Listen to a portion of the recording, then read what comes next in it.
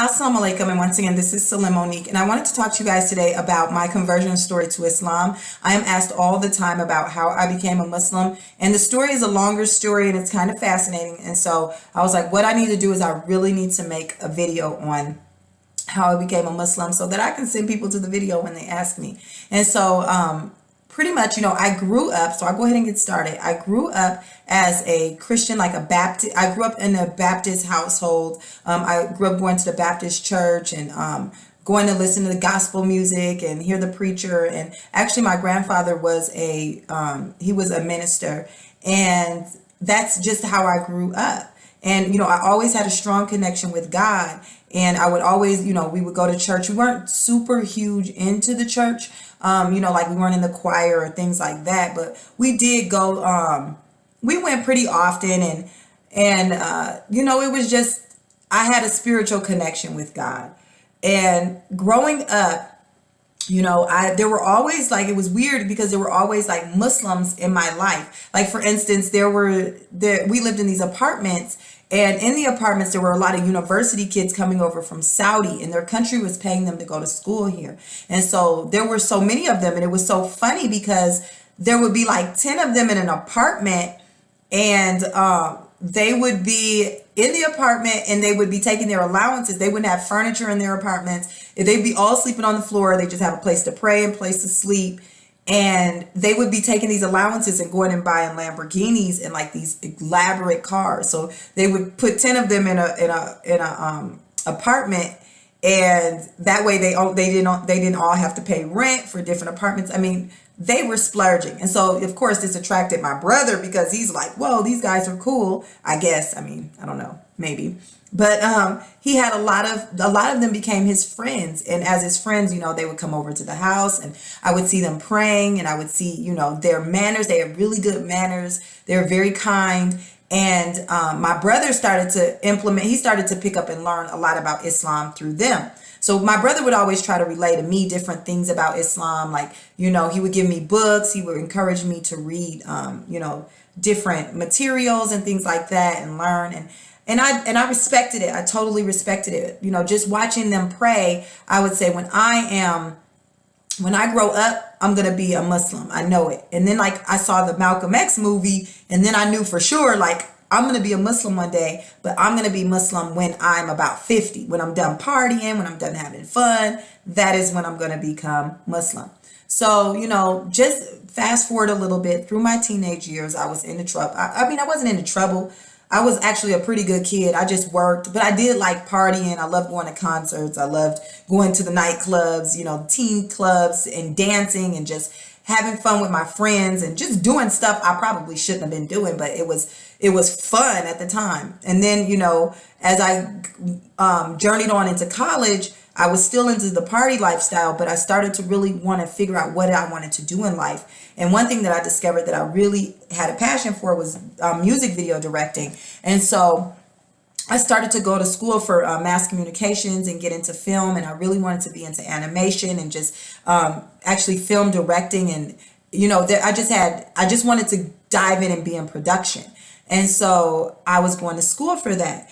And I started to go to school at Clark Atlanta University, and it was interesting because there were, what was I going to say? I started to, I was really starting to get in, working with celebrities. I was also working at this stage company, this theater company. I was interning there, and, all of the things were starting to come into place. I went to, some celebrity events. I had also, been in a couple music videos with Nelly and Mystical, and yeah, so those were back in 2000s. Don't judge me. So anyways, I really wanted to get involved in this, but I got into a relationship, and I ended up becoming pregnant, and I couldn't go back to school. I had found out I had left for that summer to come back home.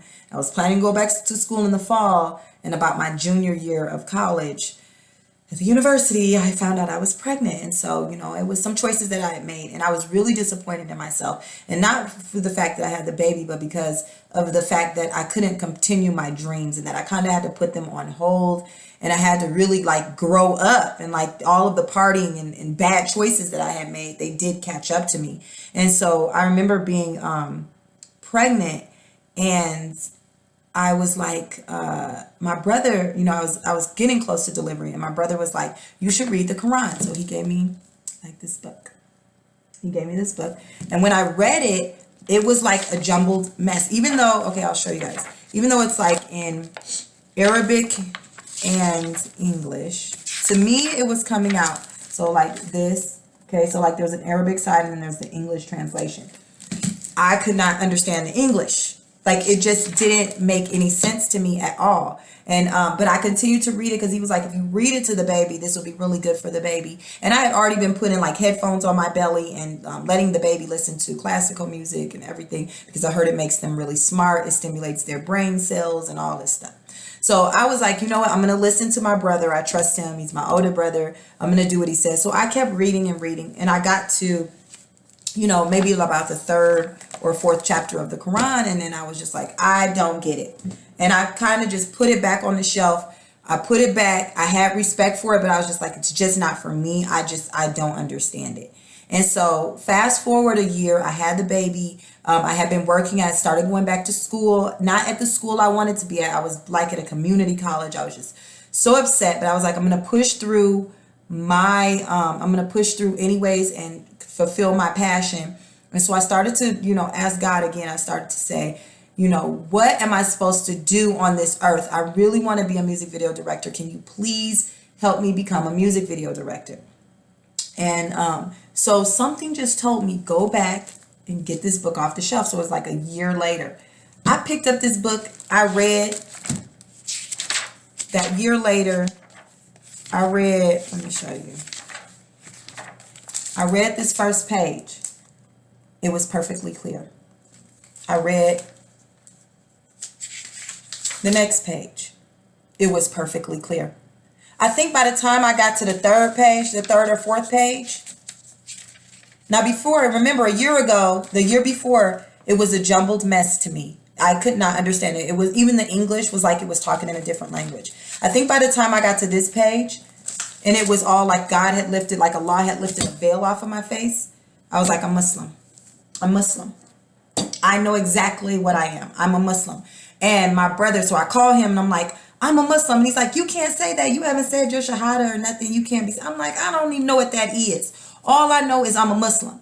And so he was like, I didn't know that you had to like profess, like the Shahada, which is like saying that there's only one God and Muhammad is his last messenger. Peace and blessings be upon him. Is his last messenger. Like I did not know, or his last prophet or whatever. I did not know that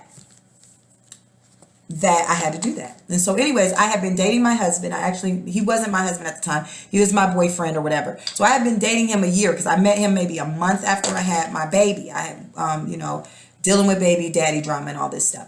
But I had met my now husband. I had met him maybe a month after I had the baby. And he was just like, he wasn't a guy, like he wasn't like the other guys. He was real. He had a spiritual side to him. He was very quiet, very modest, very peaceful, very charitable. And it was like somebody I had never seen before. Like, who are you? You're amazing. But alhamdulillah, mashallah. But I was like, you have to read this book. So he's like, sure. So I went and got him a Quran. And he started reading it, and it was clear to him. So he started walking to the masjid. He actually lived down the street from a masjid, and he would walk there every day so that he could go sit and learn. So of course, I become Muslim, and I totally freak out everybody because one minute I'm dressed, any kind of way, just exposed pretty much, just like a normal, 21-year-old girl, or woman, whatever you want to say, whatever.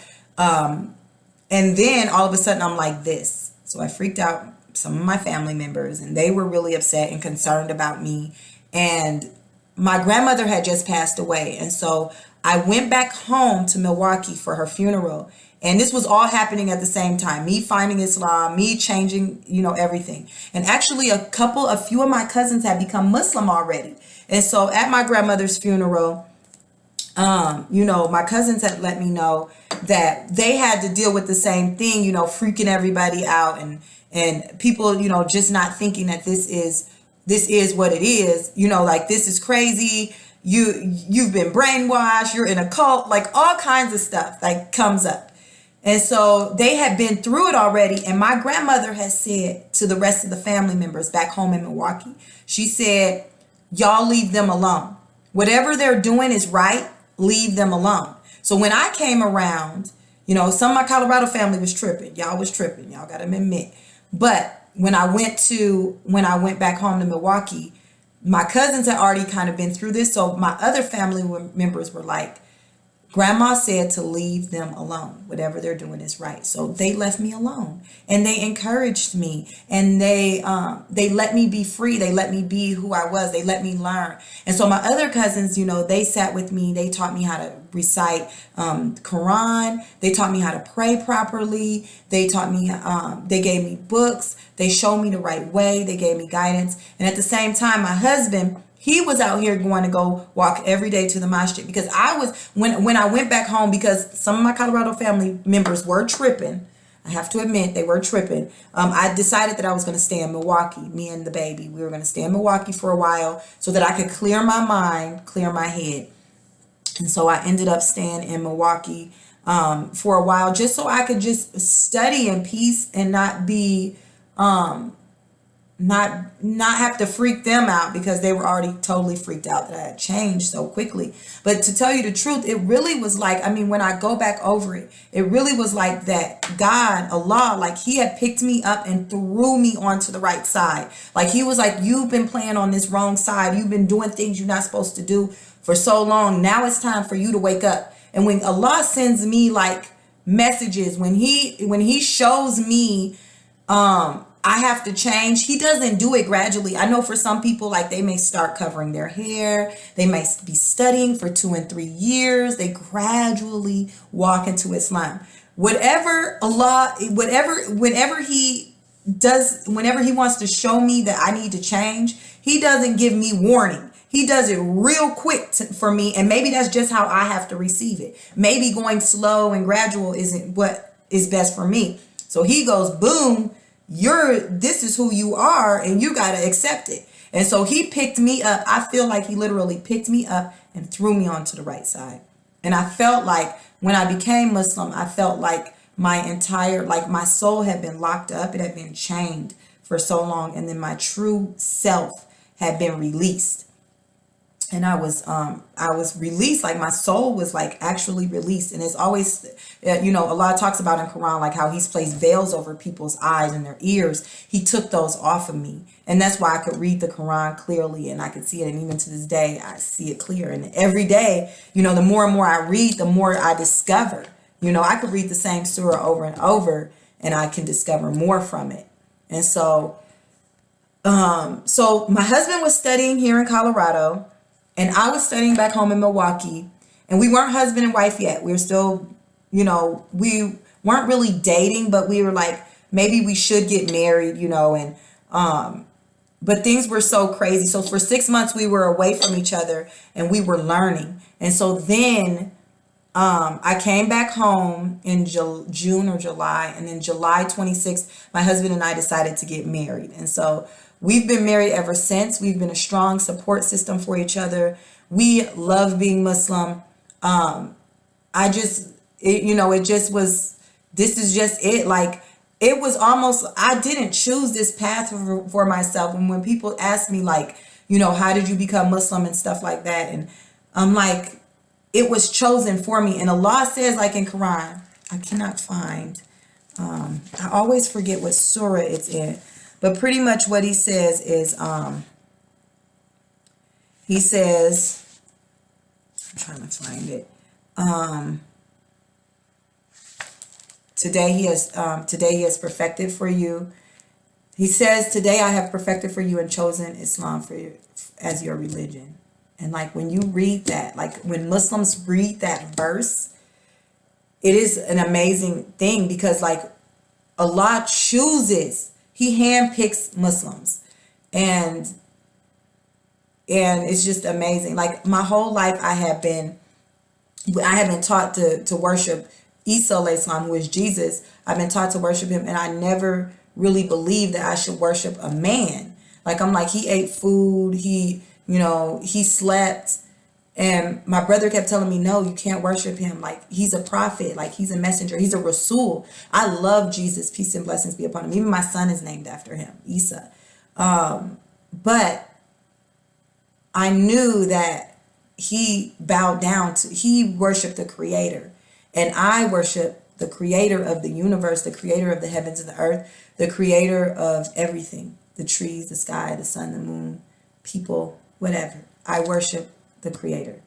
And when you know Allah, and when he brings you close to him, there's no other feeling in the world. And so this is my story. This is my journey to Islam. And if you have any questions, let me know. This is kind of just like the rough draft story of it. Maybe one day I'll write a book on it. But yeah, so all right, guys, I will talk to you later. All right, assalamu alaikum warahmatullahi wabarakatuh.